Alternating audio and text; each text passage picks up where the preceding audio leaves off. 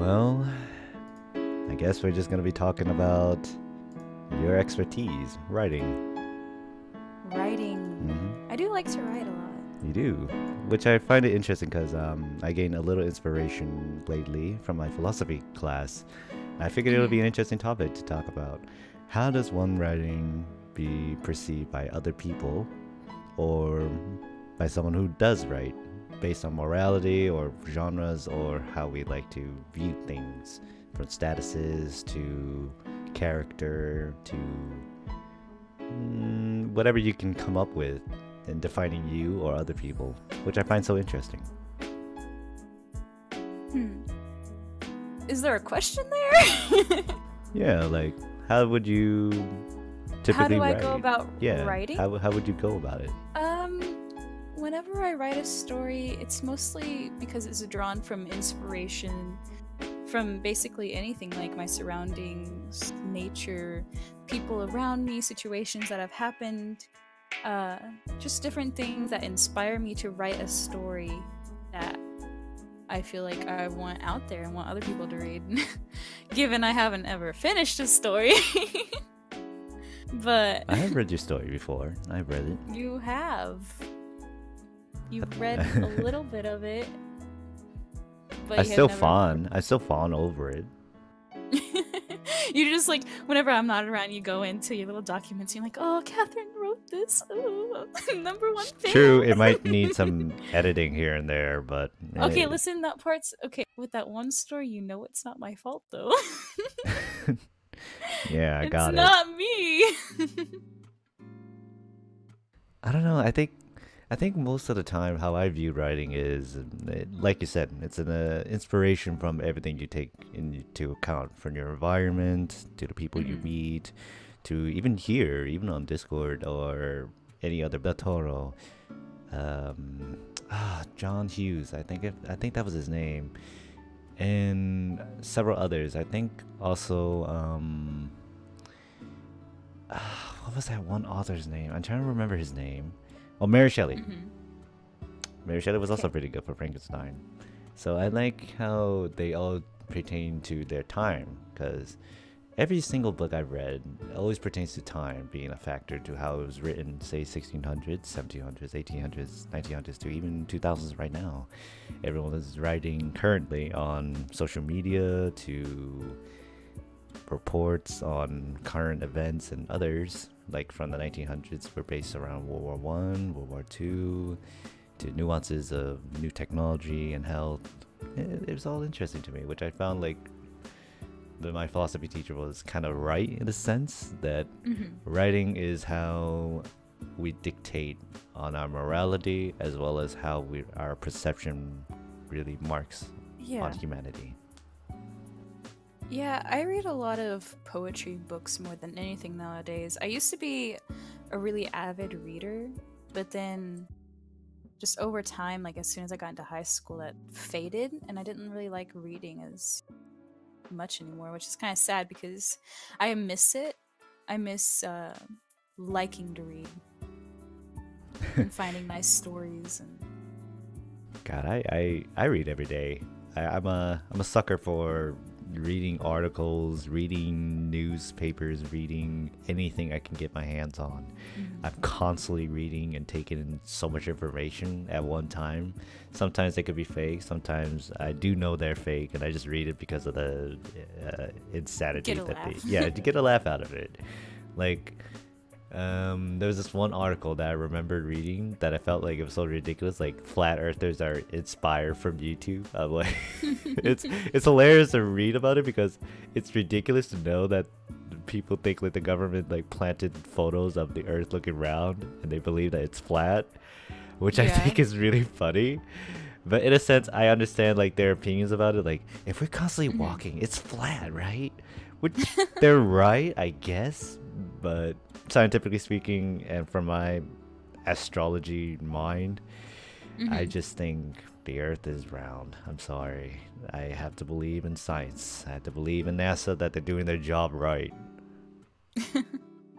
For all you know, Yeah. they could have just like photoshopped the Earth. But what do you think about the one image of like where they're on the moon? like technically the first picture ever taken, but the flag in the picture is moving.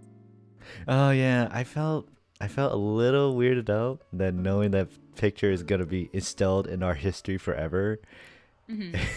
And it makes me think like, this looks like something out of a set. It looks like something out of a set. But I have to believe in it that they probably just made it look like that to put emphasis that the moon is like free flowing or something like that. But I think So you're saying that it's a set and it wasn't actually taken on probably, the moon, but we've done so much on the moon already. We put rovers, we put people on the moon. There's like no possibility of me say like we haven't been on the moon. No possibility. Even a dog has been on the moon. Like, come on. What if it's fake? Yeah, for all you know, it could be what fake. What if it's fake? Conspiracy theories, like saying, conspiring, like we have never touched the moon. It's all been a set. It's been assumed, and all those movies you see is like the actual depiction of the moon. That'll be funny. That'll be really funny. Goodness. God, the war stories. Which also brings back to writing, actually, because I think like I said, perception is really subjective towards everyone and how they view writing. Some may view it as a means of gaining information. Some see it as a figurative sense, like there's a deeper meaning to it, and others, maybe they're so indifferent. Maybe they read to just get away. Yeah, they're so indifferent about it sometimes, or sometimes they do, like you said, get away from reality and enter a new one. But it's just those moments where I like look at a text and realize it's something more than this. That's a good writer. You interpret it naturally instead of forcefully figuring it out like a poem. Poems, you have to literally figure it out, figuratively and in a literal sense, which I think is a little tiring sometimes, just because you don't always have the time. But I understand why people love it, and you can provide your opinions, because I don't understand it. I feel like poetry is a way to try and like look inside yourself and see like a deeper meaning, and like for me it comes naturally, I guess. Like I don't find it very difficult at all to read like poetry, or I know a lot of my classmates back in high school had complications reading Shakespeare, but to me it just came naturally. But I don't think it's difficult at all as long as you're willing to open up and actually perceive everything that's... Does that make sense? If you're willing to open up to poetry, it'll be there, right? The answer will be in front of you. I understand where you're coming from, and I too believe it, but I'm in the opposite sense. Instead of in poetry, which I do take my time reading, I do it in novels, because I believe like novels can be very easy to pick up on details that you just don't really notice, or sometimes you do notice and you just don't work on it. Because that's the thing, I like how you naturally interpret it while reading. That's my sign of a good writer. You naturally interpret it while reading. That's how good it is. And I always aspire to be that type of writer, even in papers, even in college papers that I'm doing. I always aspire myself to write in that certain manner, to realize that there is a rhythm until it's gone. Because that's a good way to describing it. A rhythm where you naturally know it's there until it's not there. That's when you take notice. That's how good it is. But you've been writing for quite some time, actually, and you've been writing for that one story for some time. So how did you come up to be? Because I personally never wrote a real story, so I'm kind of curious. This is how it started, okay? My best friend in middle school, I think it was like 7th grade? Or no, 6th grade. No, it was 7th, sorry. Because I remember the classroom. Anyway... my best friend, she kept on writing in her notebook something, and I was like, what are you writing? And she refused to tell me. And finally, like, she did tell me, and she was like, I'm writing fan fiction. And of course, I wanted to get closer to my best friend, you know, because I wanted to hang out with her. So I got into the anime that we watched. It was Black Butler. And then we started writing fan fiction about it. And that's how I got into writing. Wow. And soon it derived from fan fiction to writing my own stories. I have to admit, it pioneers a certain style that everyone knows, but it has an original story to me. Yeah. An original story, but the pioneered concept of the story, which I find fine. So Yen, you want to start writing, gotta start writing fan fiction. Oh, please. If I started writing based on fan fiction, it'll probably be the worst thing to ever read. Nah. But if I do happen to start writing, I want to start at least on a topic that I know with full confidence and just write I feel like you'd naturally. end up writing like a non-fiction. A non-fiction text. Yeah, and it's all about learning and stuff, and That's a script, honey. That's a script. I do that on a regular. Oh, College God. papers. So technically I'm a writer.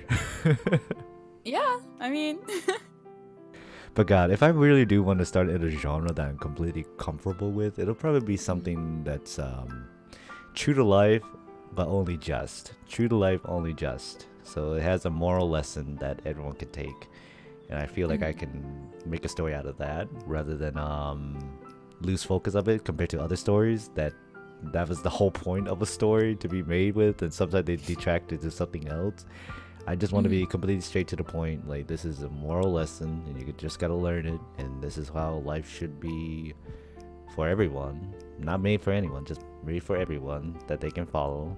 And I think I'll emphasize on that story because I had several concepts of stories for a long time, but I always told them orally instead of actually putting it down on paper or text. yeah, you tell a lot of stories like in the one server with the, what was it called? Performance room, performance chat. Yeah, I always had kinda, these crazy ideas. Yeah, you have a way of taking over a crowd and capturing their attention. It kind of pertains to how I said, there's a natural rhythm that everything takes place, and you will notice it only instinctively instead of actually, intuitively, until it's gone, and then people notice it's gone, and it's just like, oh wow, I wanted more, or like, is that it? Yeah, that's how I like to capture the human soul, really.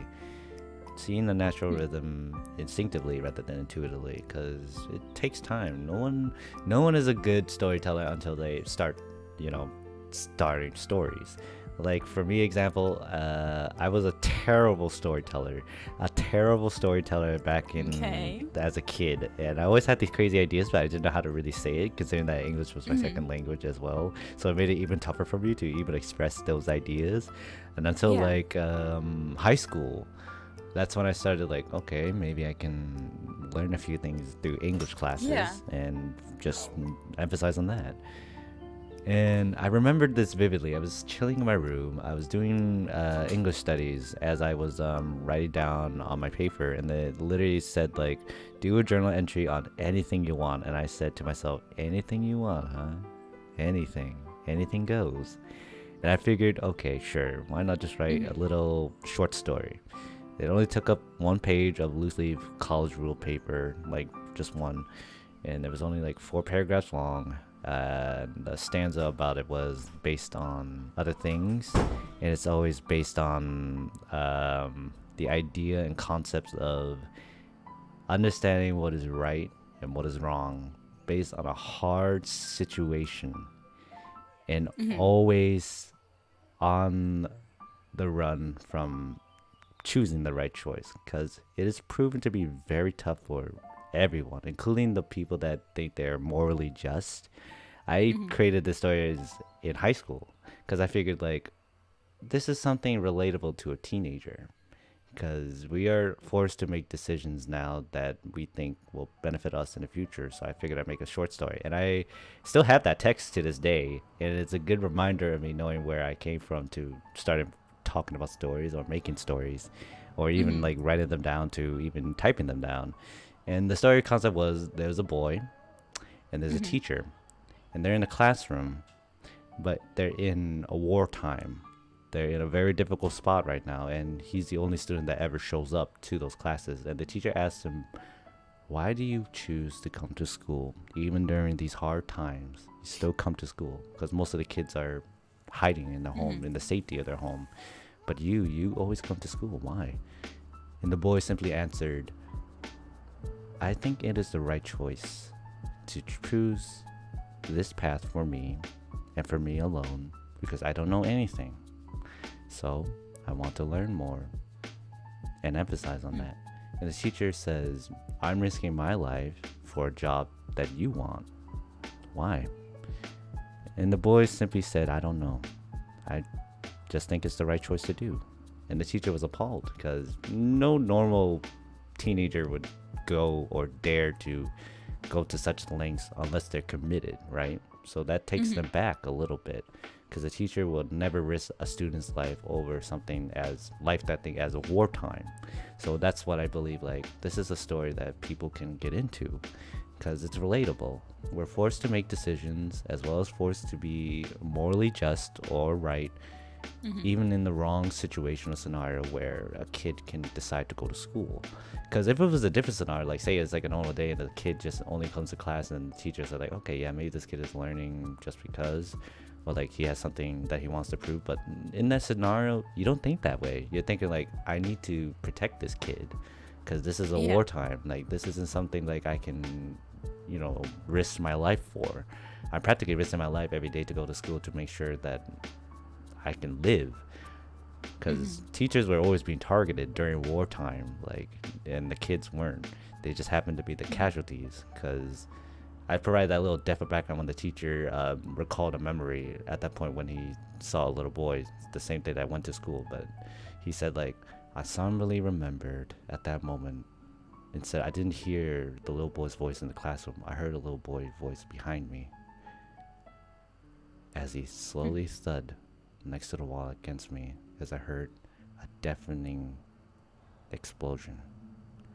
I will never forget that moment, as my ears ringed with the sound of 1,000 drums. And then he then quotes at the very end of it, I am so privileged to be a teacher, even during these harsh times. I will teach to the best of my ability. And that was the end. That was the end of this short fiction. It's very powerful. Yeah. I mean, I always wanted to write stories.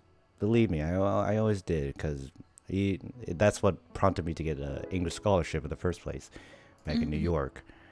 And I figured maybe I can achieve it. But now, since times are different, I don't think I can really pursue it as a career.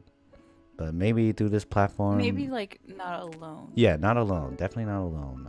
I need publishers, I need editors, I need translators, I need investors as well. Because I can't forget that business aspect, that writing is a business, essentially. You're writing down your life. You're practically writing down your heart in a way.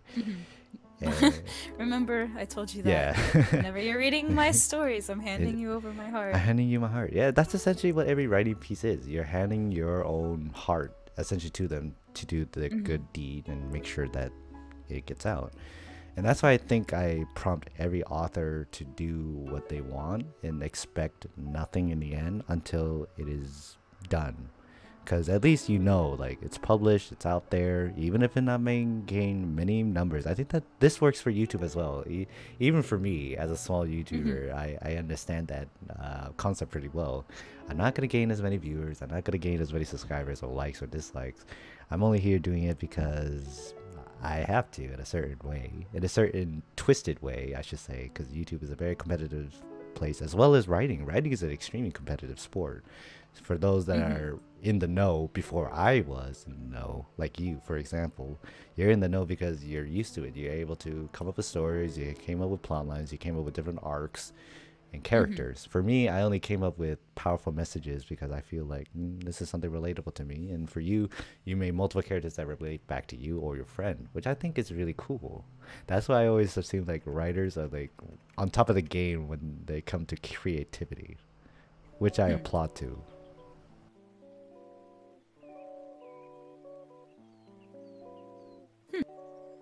That's a lot to think about.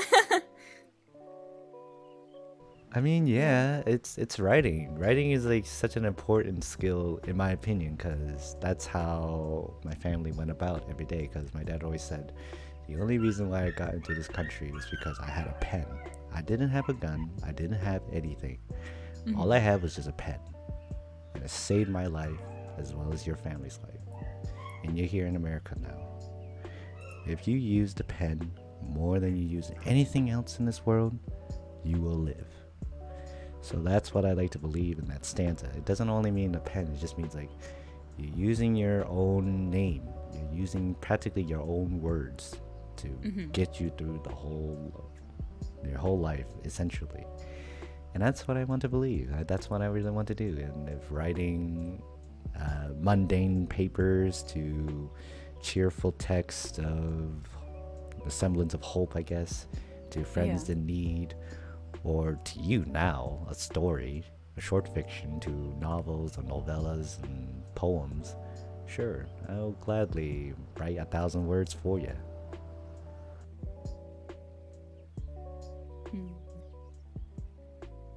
I don't really have a lot to say because you're just saying everything that, you should believe in. there's they're plenty natural, to talk normal about. things. There's plenty of things to talk about writing. There's a lot, genres to styles to how you go on to research. There's plenty of things to talk about writing.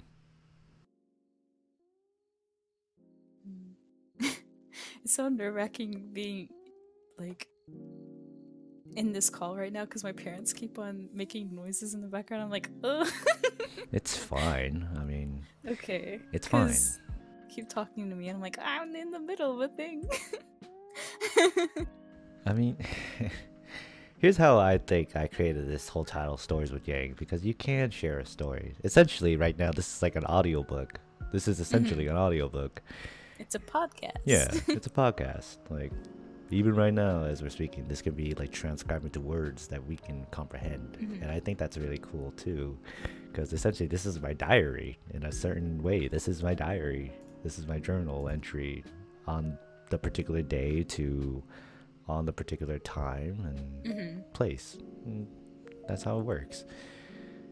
And for your story that I think really matches with your personality would definitely be your clutches on hope and innocence, which I think is pretty not cool, honestly. That you clutch, like my I do. touch of hope and innocence. I feel like that kind of describes me as a person. I like to believe that good things will happen, and I don't know. From what I've read, yeah, if there's like one thing that I had to describe about myself that could be a downfall or a positive thing about me, is that I always have hope. And from what I read, it definitely shines on that emphasis. Don't lose a grip on that hope and keep going, and have that innocence of your heart to open up to other people, which I think is also a great representative on a certain character, which I will not expose to the public yet since it's not a completed story, but from what I read, it's pretty good. Hell, I even narrated that whole story for you. You did. You did. You got us all on a call and you read my story to everyone, and it made me nervous. Narrated the whole entire chapter. Yes. God, it was so enjoyable. It was so enjoyable. I enjoyed it. Even though you like to tease it a lot. Yeah, I do. I provide my little comments here and there. Yeah. Okay, I have to go now. That's if fine. If you couldn't tell. I'm sorry. Yeah, don't worry. I can was hold down kinda the fort. short. I can hold down the fort. Don't worry. Okay, I be right back. Don't worry.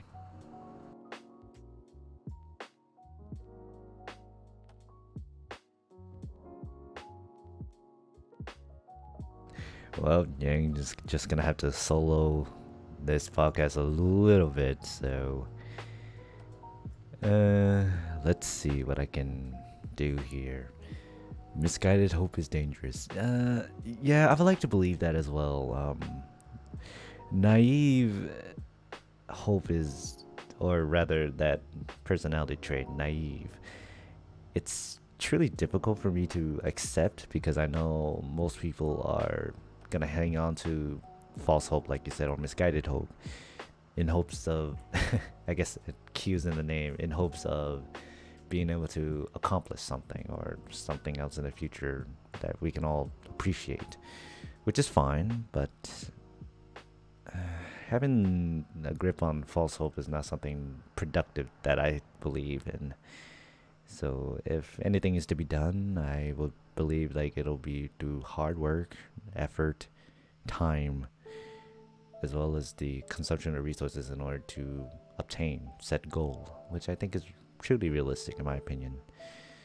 But as to, always fun to hear writers talking about writing, yeah, it's a mark on how we as people or human beings and such define ourselves as character people. Like, we're not made for statuses until society tells us to do. Like I said, it ties back to morality, where you can believe in one thing while another will believe in other, as long as people accept the basic grounding or laws. That is why society is made, so you can accept the social contract in order to limit your freedoms in return of safety and security, which I believe is quite honestly a bargain in my opinion. And to succumb to state of nature, or anarchy as many people like to call it famously for, is simply not a factor that I would love to enjoy. I don't think I would like to be in direct competition versus smart, brawn, or speed. I don't think I ever want to be in that situation where I'm forced to adapt to terms that are against me in case if I'm facing someone else or I'm overpowering someone else. So yes, I do believe that it is truly interesting to talk about writing based on morale to characters, genres, and all the like, even writing style. And like Catherine said, it's an escape for some people to read and write. And I do believe that most people do have that privilege to do so, even if it not be grammatically correct or doesn't have a message at all or depicts non-fictional text and messages. Writing is writing, and you should definitely start. I guess what I want to really say is, despite the competition, I think people should still achieve it, even if it's on a platform like here on YouTube, or be it out there on publishing and school. Yeah, I do believe like it's a way to tell us a story in a way where you can get your opinions out there. Yes, I do believe that too. And as for not requiring a deeper meaning, yeah, there are plenty of short fictions out there where it basically talks about a guy in a coffee shop and describes what he's doing and leaves. Like, anyone can really make a story, even when it doesn't have a deeper meaning at all. Because, like I said, it's like a natural rhythm. You only notice it instinctively rather than intuitively until it's not there, and that's when you take notice. Because it's natural, and people can relate to it. As long as a story is able to be natural, or rather unnatural in their state of where the writing goes, it can be truly interesting. I am back. Oh, right on time. What are we talking about? A unique, fascinating art form, writing. Art forms or like. Yeah, there's plenty of art forms in writing, like poetry, novels, short Mhm. fictions, and folk tales. Screenwriting. Screenwriting, script writing, yeah. Mm-hmm. God, I would like to get into novels, like I said, because there's something like about like a long story that gets me. I don't know why. I would love to screenwrite. Like, I would love to write about. I don't know how to describe it. It just makes me happy to think about, like, because I always have like inspirations of how like I would do lighting, how I would have this character stand, and how they would look, and I just feel like it would be so fun to get to write a story and then see it come to life, like as like a play or as a TV show. Okay. Now it's my turn to hold down the fort. I need you for a second. Oh god. Okay. Hold on.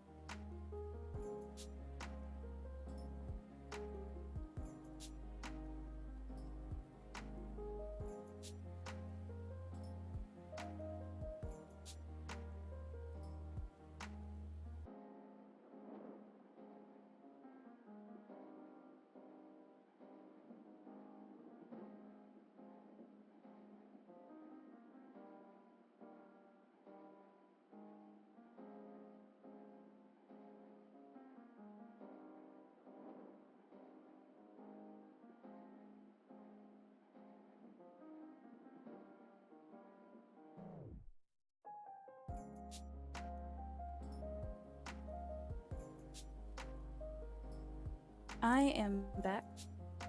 Oh, Yen's not back. All right.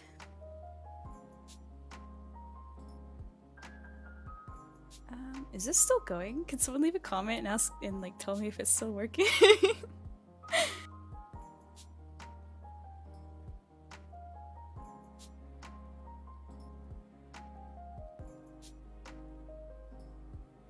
Oh yes, it is. Okay, I hear myself. So we were talking about screenwriting, screenplays. Yin just messaged me to hold down the fort, and I don't know if I can do that. I'm not as good at talking about things as him. I mean, I can try. We were talking about forms of art, and I know one of the forms of art I love to do is drawing. I love drawing, and character design is like my main thing that I love to do. I love designing characters and like giving them their own personality. What I do to practice this is I'll listen to a song and I'll think about like what kind of personality I'm getting from this, like if they're sad or melancholic. And I try to design a character from what I'm hearing. Someone just asked me what kind of story would I like to screenwrite. I think I would like to screenwrite, I don't know, a drama or something, like a mystery. I don't know. I have very expensive taste, so I feel like I'd also do something that's extravagant and, I don't know, high society drama. And most of my life I've always written more fantasy stories, like supernatural, paranormal. I've always been interested in that kind of stuff. It's always been fascinating to me to learn about different wives' tales and curses and magic. Yeah.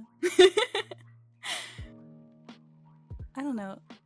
I believe in that stuff. I believe in curses. I believe in the paranormal and ghosts. Something me and my dad used to do is we'd sit in the living room and watch Paranormal Activity or Ghost Hunters. One time, like when I was like 7 or 8, I was at my grandma's house and we and we had watched paranormal stories and like the haunting stories or whatever, and I could not sleep that night because like everything was freaking me out. The fan, the way I shifted in my blankets, and from then on I wasn't really allowed to watch scary things, even though I would watch the paranormal shows or stuff, whatever, behind their backs, obviously. um but then as I got older, they kind of loosened up on that, and the first horror movie that I watched was Drag Me to Hell, and then The Uninvited, and then since that I think that was like in 2011 or 2010. Since those movies, the only movie I've watched that's horror was the It movie, and I love that one. Honestly, it didn't scare me as much as it made me laugh because I just thought it was ridiculous. Just the clown and the way I don't know, it was weird. um let's see, what else can we talk about? Different art forms. I love musicals. Musicals are a big thing in my life. I love singing as much as Yin loves singing. I love Dear Evan Hansen. I like the Heathers. I like Yin's in the chat already, gosh. Heathers, Dear Evan Hansen, Hamilton, what else? Waitress. I love Waitress. That's a good one. Yin is telling me, what defines a writing style? Which ones do you identify with? I don't know what he means by that. He's sometimes phrases things in a pretty obscure way. Like poetry, like he said earlier. Smiles. Is that sarcasm? Please tell me that's sarcasm.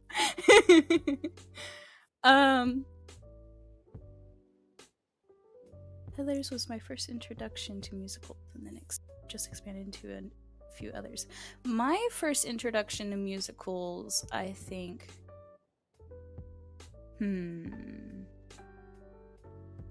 I don't remember.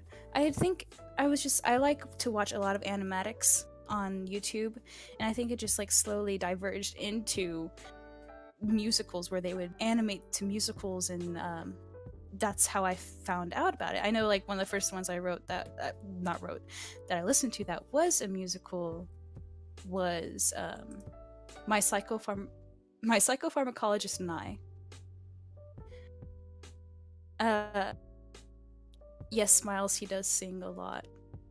A lot. You'll have to ask him to sing for you. Back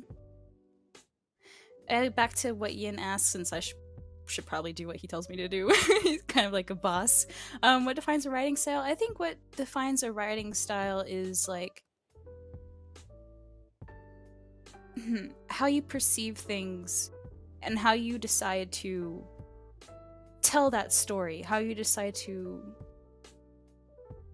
give this story to the world. A writing style is kind of like a part of you. It's not something that you just pick out. It kind of develops with time. And which ones do I identify with? Which writing styles do I identify with? My writing style is a lot of imagery. I'm not very good with dialogue, although I practice. The way that I do is through imagery, like describing how the sunlight filters through the window, or how the curtains sway on the wind, and just I like describing places as feelings.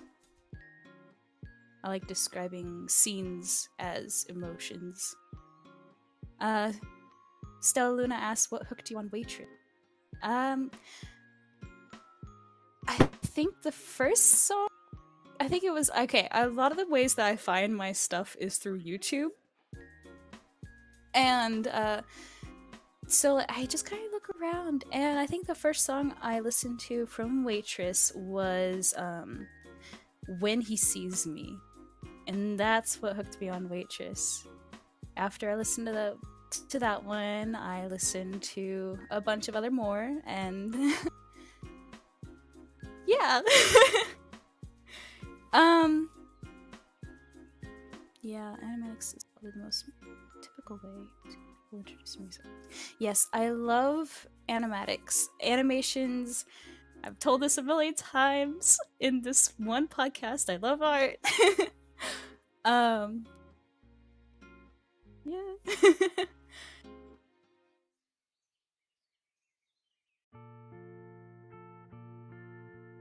Sorry, I'm reading the comments, so I have a whole entire playlist on YouTube of a bunch of different animations that I like and find beautiful and inspiring, and sometimes I just sit down and watch them and I make my friends watch them with me. And they're like, Catherine, how many of these things do you have? I'm like, hold on, you have to watch this one and let me tell you what I find amazing about it. Let me give you a whole entire paragraph of why this one exact scene in this second means so much to me.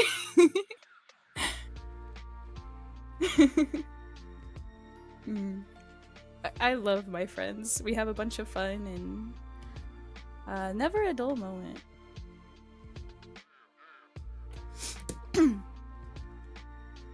I wish Yen would hurry up and get back. I'm running out of things to talk about.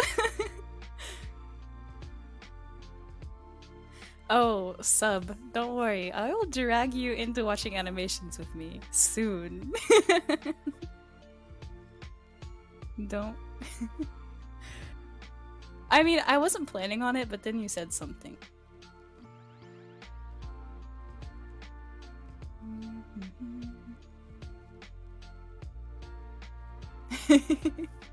If you guys know me and you ever want to watch animations with me, I'll definitely do. I mean, don't be shy. I like to think that I'm friends with everyone until they're mean to me. And then we have a vendetta. Yin likes to tease me a lot whenever about like my quote-unquote anger, like, but he mostly means like in gaming and stuff, how I'll just leave proxy mines everywhere and snipe people from rooms and nooks and crannies and dark places.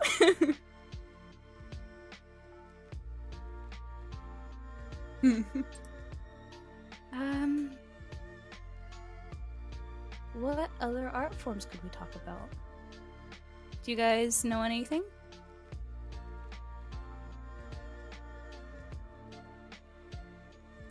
We could talk about dance, but I don't really know a lot about that. There is this one dancer on YouTube that I love to watch. I'll have to look. Give a little promo to her. I don't know if I'm to do that. Her name is Kayla Bullings. She's a really good dancer. I don't know. I wish I could dance. I can't. I'm very awkward. The best I can do is like the shuffle in like place. I wish I could dance like Kayla Bullings. I just think it's very sexy, okay? If we're being honest, I want to dance like I have an ass, but I don't.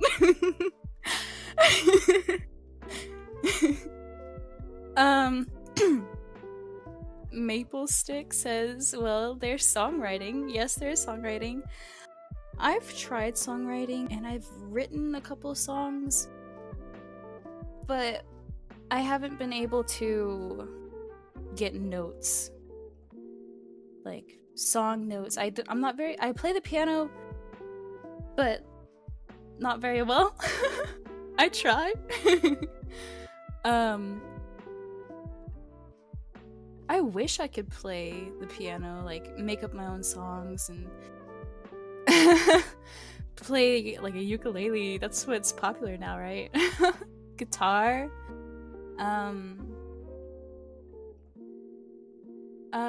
Sub asks, do I consider food an art in a way? I do consider food an art. I feel like this is not me boasting. At least I hope it doesn't come off that way. But I feel like I'm kind of naturally good at cooking. Does that sound selfish, self-centered? I don't know. I just don't believe I can fail. Like, if I fail, then like, whoop-de-doo, whatever. But I feel like that's what holds a lot of people back from doing things, is because they get so nervous and worked up on not doing good. And it's like, whenever you don't believe that you can fail, I feel like you can do a lot. So whenever I cook, I follow the instructions, I go along, and it ends up turning out well.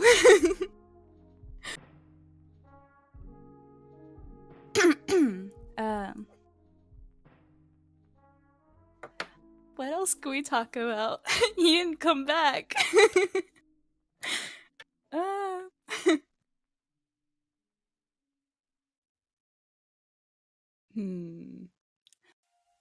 I think making anything is a form of art. Art is just such a wide, I don't know what's the word I'm looking for. There's just so many things that could be put into the category of art. Or at least in my opinion, like, there's woodworking, there's sculpture, there's food, there's dance, there's music, there's even like putting together a computer is a form of art. Cause I don't know. If you think about it hard enough, everything is a form of art.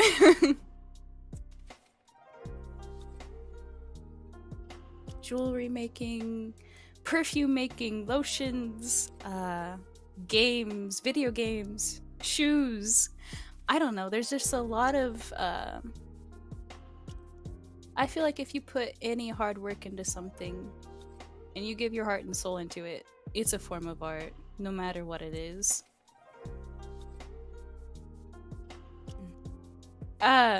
Sub says making clay bowls, vases, and actual painting, etc. is a good form of art and is relaxing.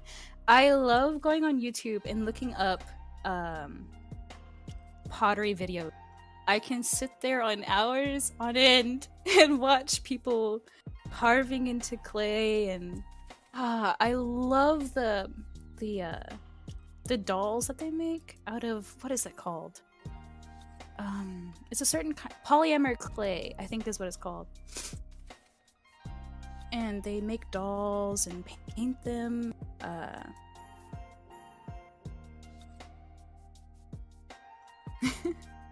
Sub is still talking about food.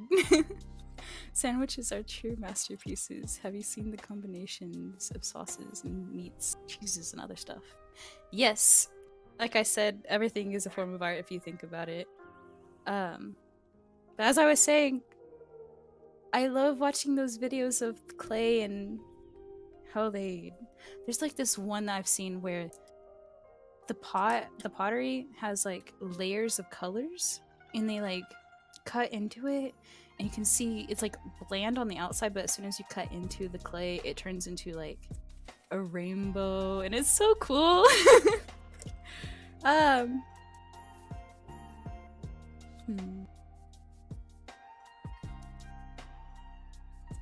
Yes.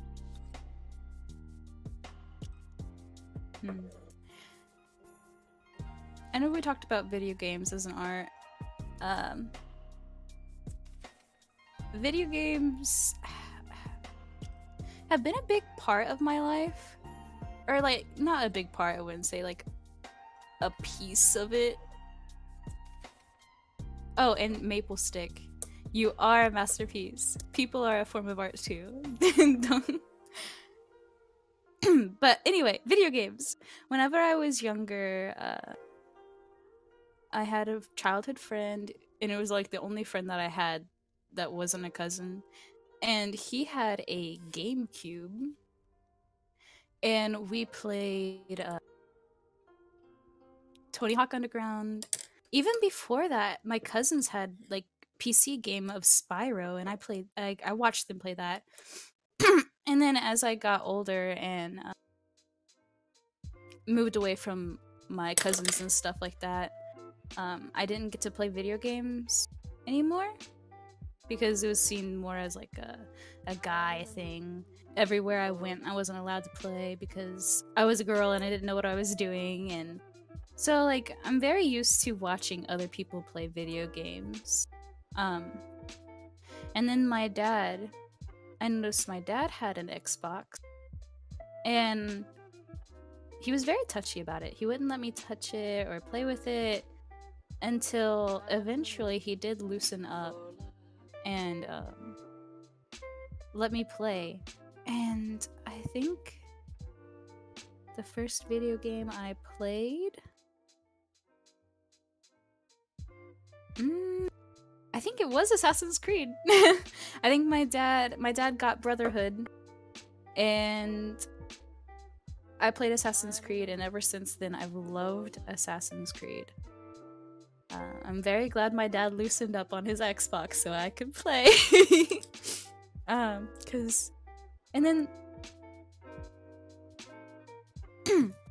then just it opened me up to a whole entire new world. Being able to play video games opened me to a bunch of different stories, like we were talking about earlier. Stories and characters and thoughts. Thoughts. That sounds pretty plain when I put it that way, but in my head, it's like this whole entire world of imagination that you get to play with. And then from the Xbox, got Discord, found all my friends, and then once I found all my friends, found PC games. And before I met any of my friends, the only PC game I ever had was this I can't believe we're saying this. Okay. Barbie fashion. A Barbie fashion show thing where you get to design clothes and put them on Barbie, and there's like a catwalk and you get to choose the music and the lights and everything. It was like the best thing ever, okay? Don't trash Barbie. And then there was this other PC game I had where it was riding horses, like in shows and stuff. And I used to be very obsessed with horses. Horses were like my favorite thing in the whole entire world. And so like having that horse game was pretty cool. Sorry, I get distracted because I'm reading the comments.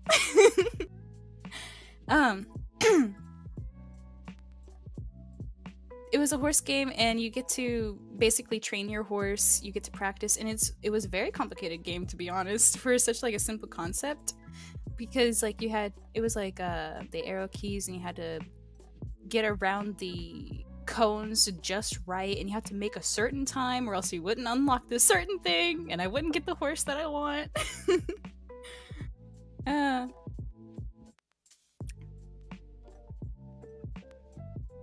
Oh, Smiles says he doesn't know how he feels about me anymore. Smiles, you're a grump.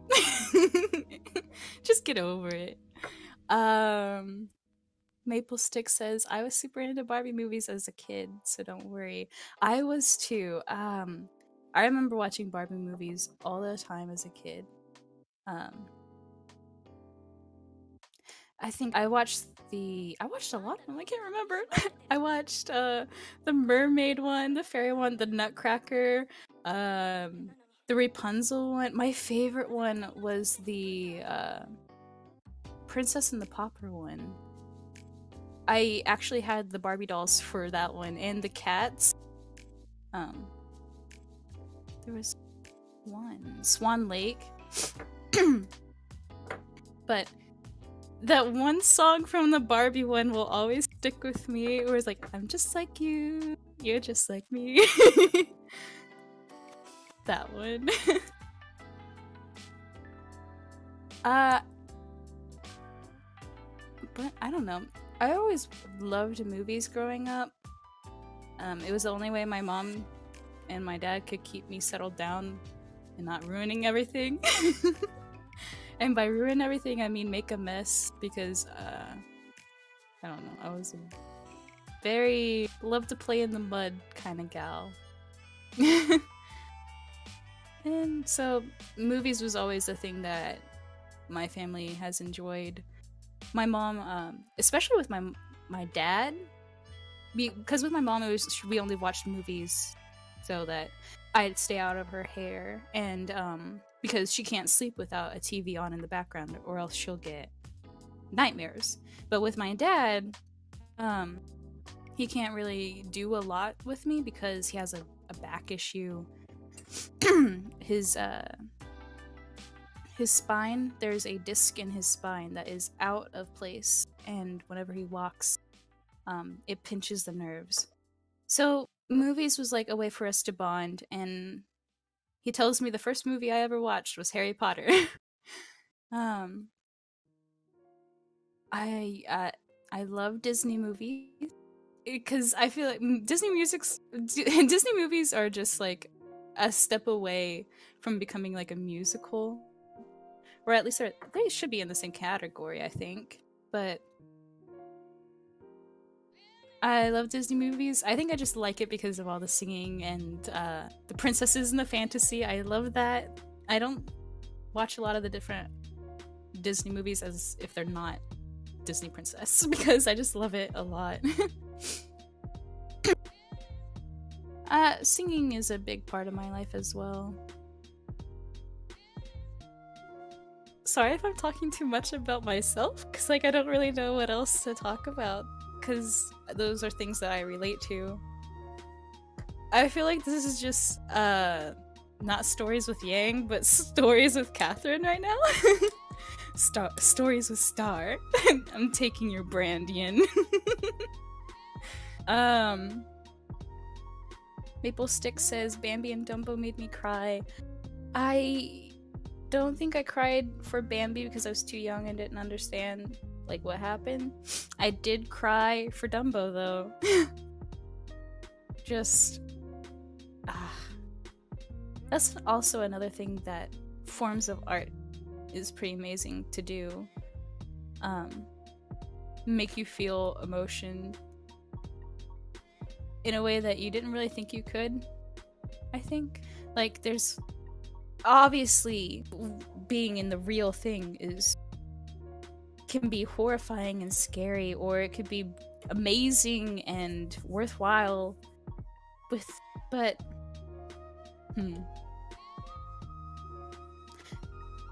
then not having experienced a lot of different things, movies get to transport you to that thing, and you get to feel what they feel, see what they see, even though you yourself can't be there.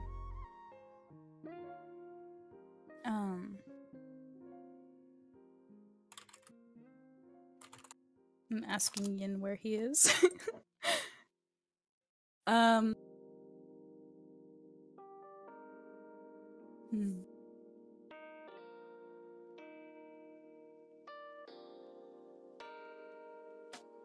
Oh, he went to lunch with, okay. That's where he's been. Thanks. It's been like an hour. Or at least it feels like it.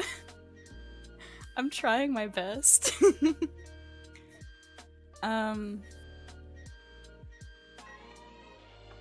know okay, I'm gonna go back to The Sims for just a moment because I'm kind of excited. But I got mods. I got mods for my Sims and they look beautiful. It's like another, okay, a lot of people like to trash on The Sims because like, oh, it's so stupid. And like, you're just taking care of a bunch of people. No, it's not for a character designer. Because I love getting to create different characters in The Sims. Anyway, I got these mods and they look beautiful. They have like rosy cheeks, different hair colors, they have different lip styles, different eyes. It's great. I'm used to just playing the base game because I'm a broke I'm a broke lady.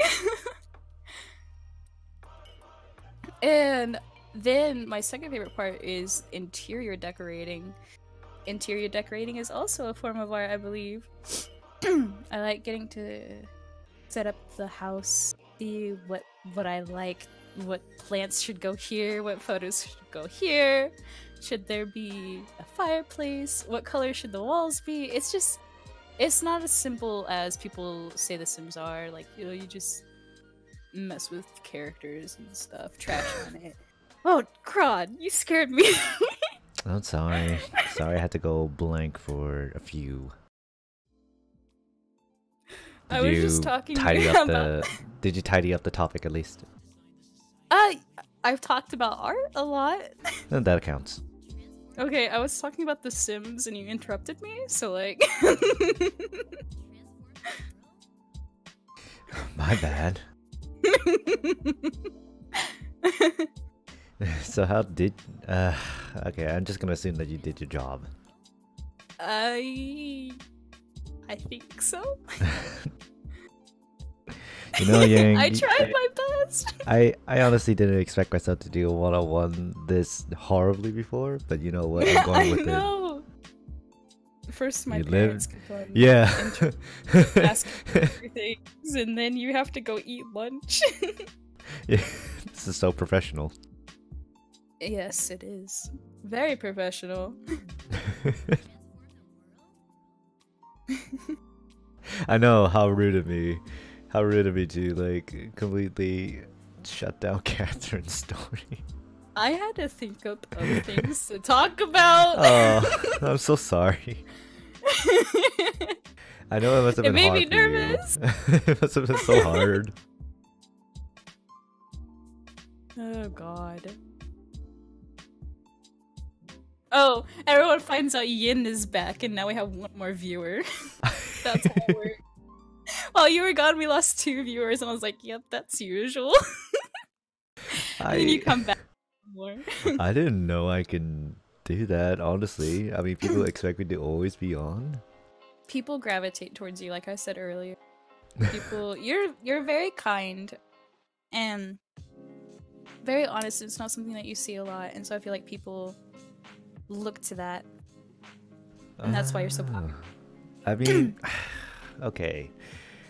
I don't want anyone to ever feel uncomfortable around me. I think that's probably the reasoning why I am kind. I never ever want to be put in a situation where people are forced to talk and be uncomfortable with me, because that's how I initially met Catherine, because I think it was really awkward for me to really you know, talk to her. And then I figured, since we are in this performance room, I felt like, okay, maybe one little song would do. And good old-fashioned boy came up, and I figured, you know what? This girl needs something. You always tell it wrong, okay? You make it seem like I'm the one fawning over you, but we all know it was you. But personally, when I first heard her, yeah, I heads over heels, besties, as I quoted. Best friends. Yes. Apparently she wants to mark it forever in my history, just like I was called a best friend by Yeng. You guys are invalid. He accidentally called me like a best friend, and then from that moment on, I roped him into it. And I guess in terms of honesty, I mean, you're on Discord and everyone is kind of entitled to their opinion, and you don't really have to tell everything, and everything could be half glass, half full type of deal. But to me, I give you the full experience. This is like complete one-to-one. I don't believe I'm acting. I don't believe I have the right to act in front of people, because Discord is very real. These are real human beings. These are real people with emotions and history, as well as their stories. So I'll treat them as such, and if it requires me to be kind, loyal, and supportive, as well as honest, then so be it. I will represent that semblance of the human spirit, if I have to. Sub says, Ian, I thought we were best friends, but nope, I'm stealing him. You can't have him as your friend anymore. I think that's why most people confuse my friendships with people on the internet, because I am friends with everyone essentially, and I don't really consider Yeah. it as like a I bad was thing. I was just messing around. You can have more than one Yeah. friend. I'll allow it. I will allow it. I never actually treated anyone better.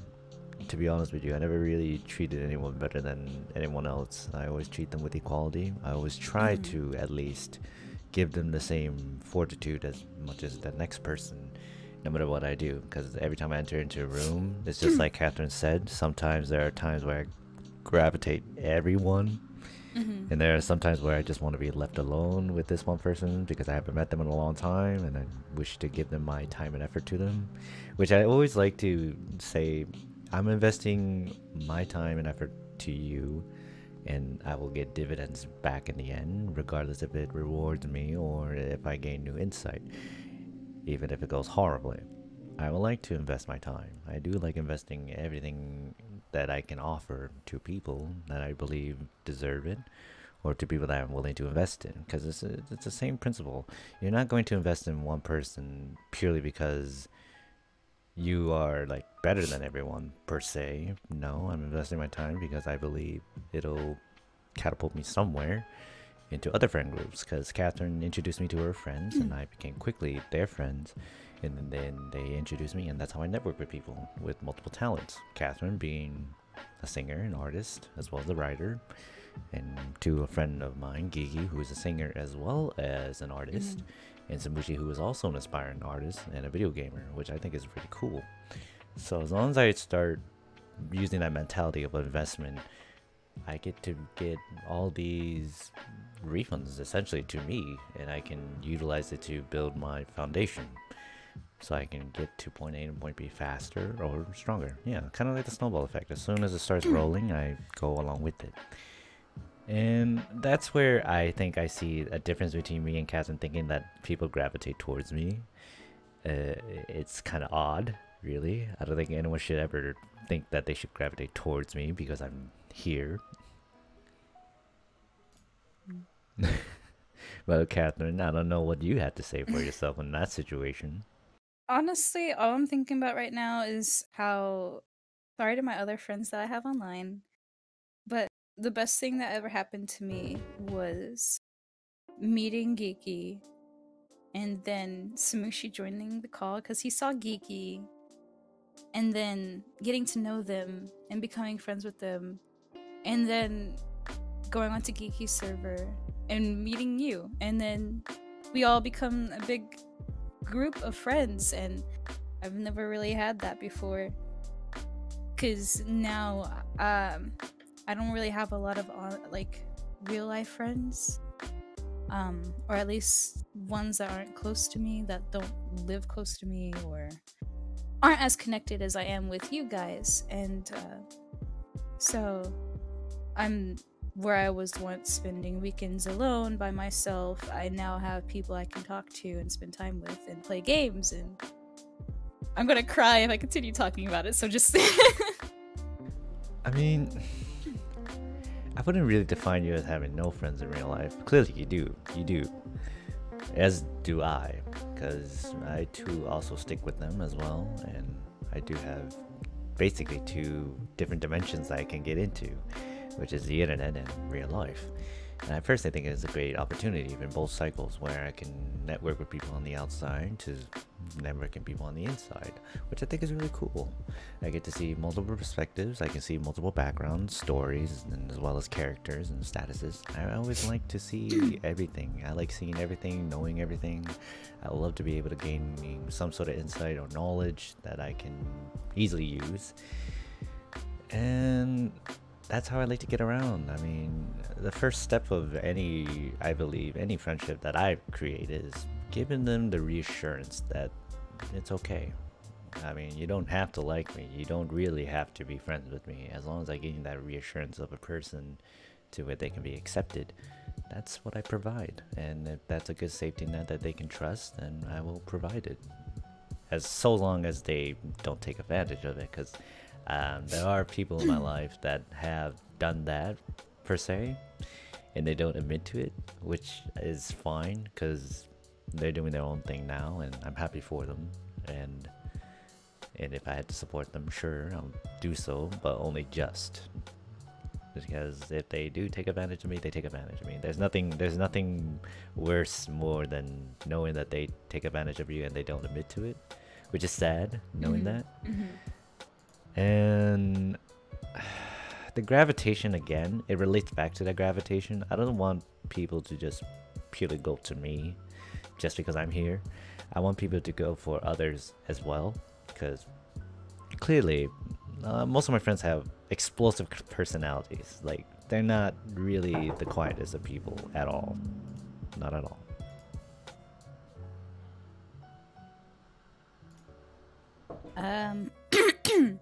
I think I heard a knock, so that means he's probably gone again. Yep, he's muted. Great!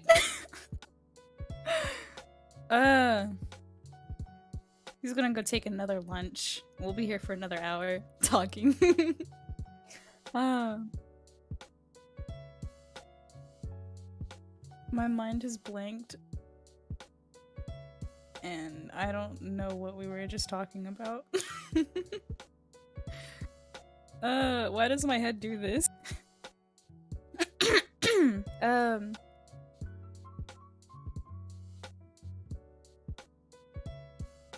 Yes, more alone time with me. You guys signed up for Yin and you're getting me.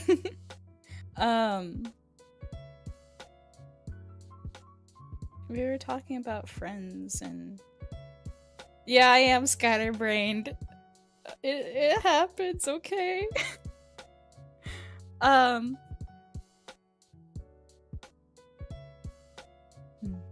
I find it very ironic that we're talking about art this whole entire time and I've been playing with a paintbrush that's been on my desk. If that doesn't define me as a person, then I don't know what does.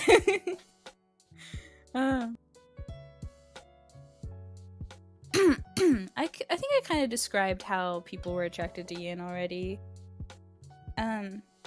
He says that there are people that will use him and there are people that will use everyone.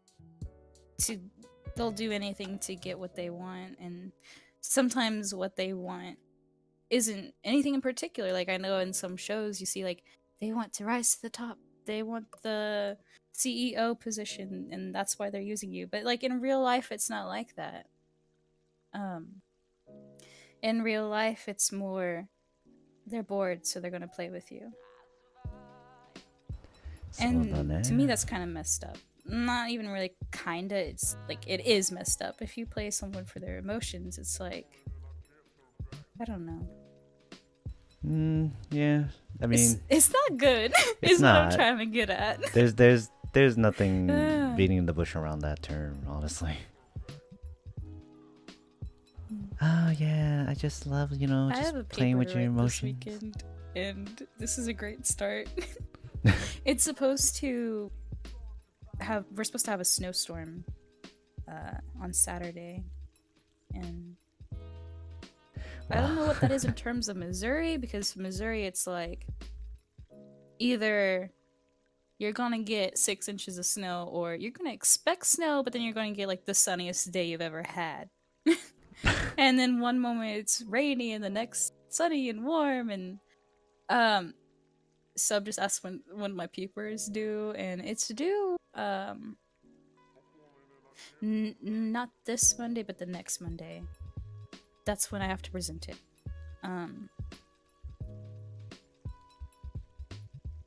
I personally think you should probably get started on that. Maple Stick says, yeah, I don't know, but if someone were to play with me just for fun, I feel like that might be a bit worse than being played with because they want to get something. I agree, because like if they're messing with you to get something, at least there's an end goal and it's not as cruel. Sorry, I was reading what Sub just said. It's fine. I'll get to that in a moment. What I was saying was,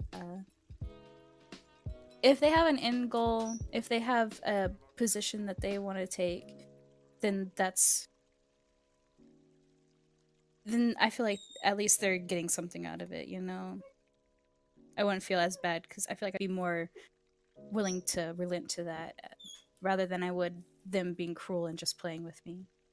I don't know, maybe I'm too much of a pushover in that aspect, but at the same time I feel like I'm the kind of person where it's like, either I'm gonna sit back and let you do whatever you want to do, or I'm gonna fight my hardest. I don't know. Sheesh. Sub just said, alright, I was gonna say, if this is due Monday, Sub, I hate to break it to you, but Tuesday I had a paper due, and I did it Monday night. You can ask Hero.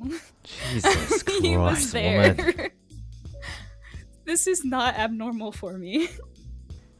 I've actually Okay. done a paper the weekend before it was due on Monday. Like the Sunday before Monday. Jesus. Yeah. Sometimes I kind of drone on and repeat things I've already said, so I'm sorry if I'm doing that.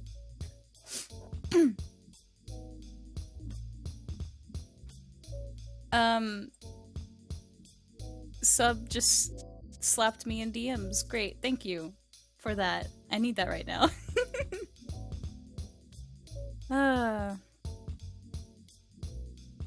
What else? Yes, Sub just like Sub wrote in the comments, just a sec. I get a DM, slap. Sub, alright, done. Great, thank you. Such a great friend. Love it.